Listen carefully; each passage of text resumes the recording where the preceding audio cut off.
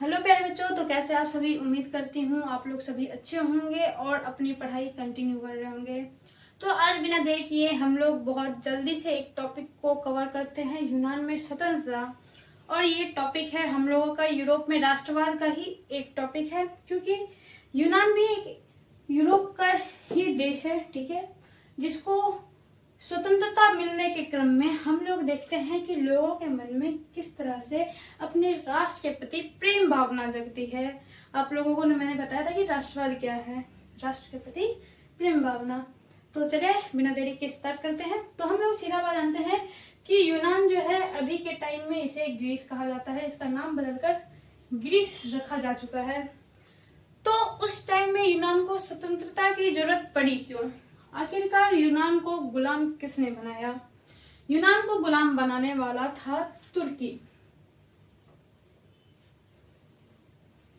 तुर्की ने आक्रमण किया था यूनान पे और गुलाम बनाया था।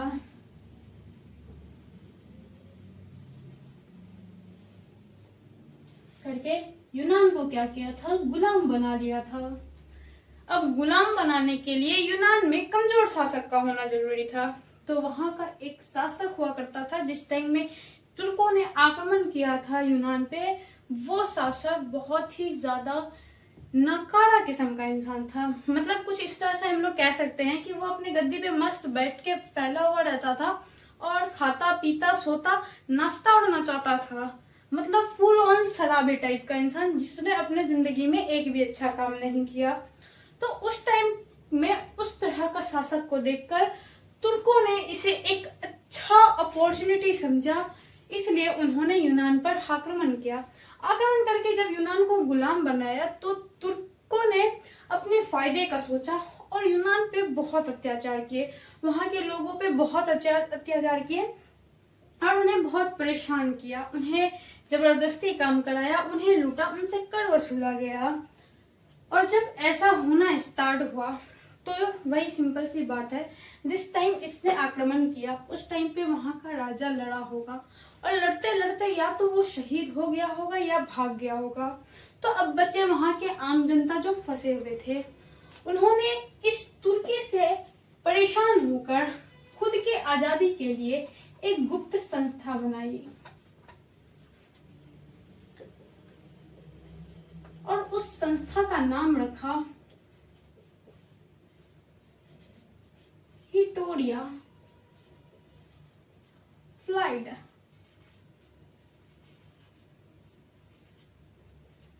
हिटोरिया फ्लाइड नाम की एक संस्था बनाई। इस संस्था के द्वारा वहां के आम लोग तुर्कों से युद्ध करते थे और उनके खिलाफ आंदोलन किया करते थे। और जब इससे तुर्कों में और यूनान के आम जनता में युद्ध हुए तो वहां की सबसे बड़ी एक खामी जो हुई वो हुई इंग्लैंड के एक कवि की हत्या।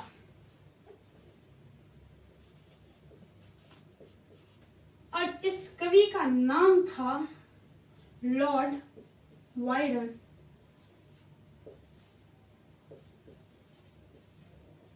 इसकी हत्या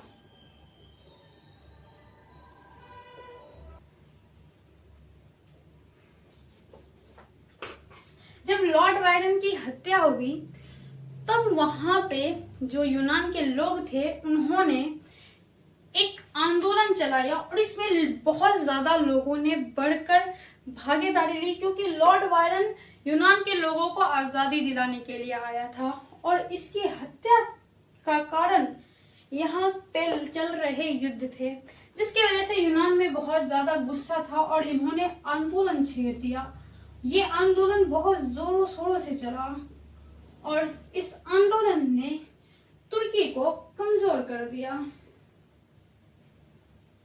तुर्की कमजोर पड़े।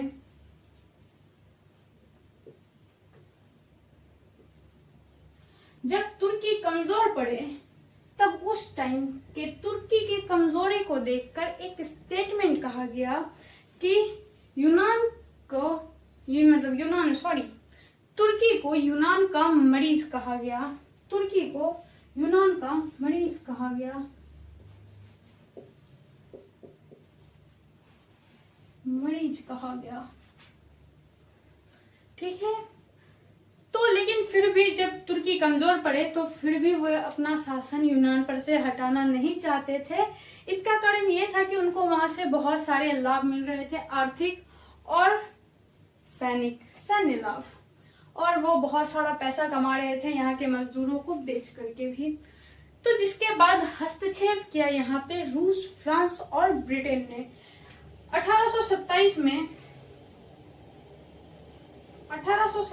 में रूस प्लस फ्रांस प्लस ब्रिटेन ये आते हैं और इन्होंने दबाव बनाया तुर्की पे कि तुम यूनान को आजाद कर दो, लेकिन यूनान नहीं मानने वाले थे। तो 2 साल बाद जब इन्होंने यूनान को बचाने के लिए तुर्की को धमकाया, तब तुर्कों ने एक समझौता किया। 2 साल बाद एक समझौता किया गया 1829 में। एक समझौता हुआ जिसका नाम हुआ एड्रियानोपुल की संधि।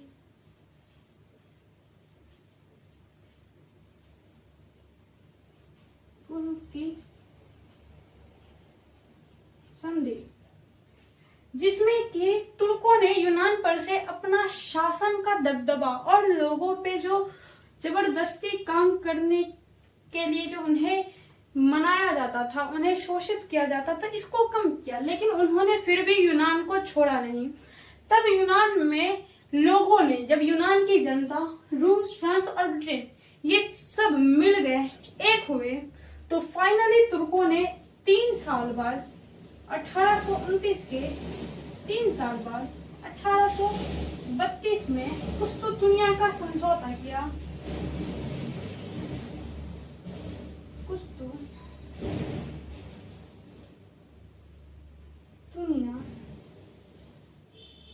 की संधि, और इस संधि के बाद ही तुर्कों ने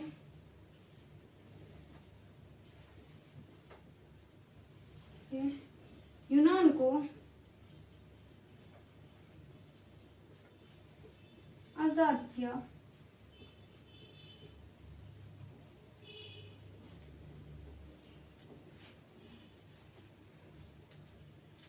तो बच्चों ये थी यूनान में स्वतंत्रता, किस तरह से तुर्कों ने आक्रमण किया।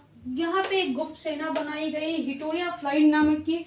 इन लोगों में, यूनान के बीच में और तुर्कों के बीच में युद्ध चला, जिसके बीच में इंग्लैंड के एक कवि लॉर्ड बायरन की हत्या हो जाती है। और जब लॉर्ड बायरन की हत्या हो जाती है तो यूनान के लोग भड़क जाते हैं और एक आंदोलन चलाते हैं।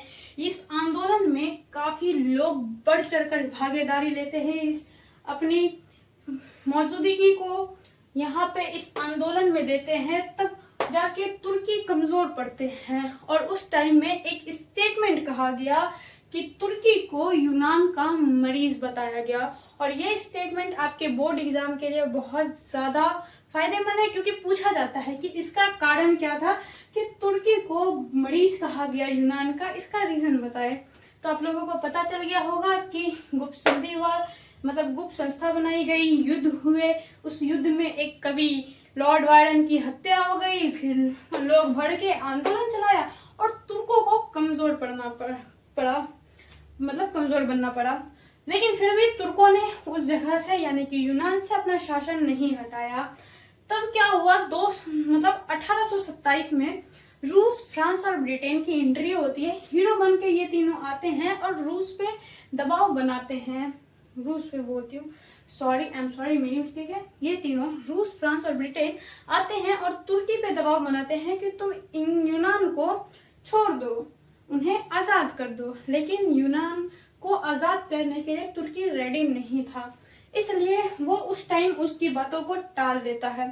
फिर 2 साल बाद जब ये फाइनली उन्हें युद्ध की धमकी देते हैं, उन्हें उस पे आक्रमण की धमकी देते हैं, तब 1829 में तुर्कों ने एक संधि की, एड्रियानोपुल की संधि, और इस संधि में उसने वादा किया यूनान को छोड़ने का और अपने शासन को कम किया, लेकिन उसने फिर भी यूनान पर से अपना शासन पूरी तरह से नहीं हटाया।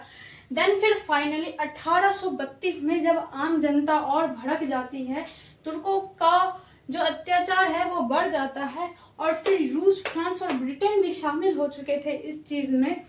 तो 3-4 लोगों ने, यूनान के लोग, रूस, फ्रांस और ब्रिटेन मिलकर जब तुर्कों पर दबाव बनाते हैं, तब जाके अंत में 1832 में कुस्तुंतुनिया की संधि के साथ यूनान आजाद होता है।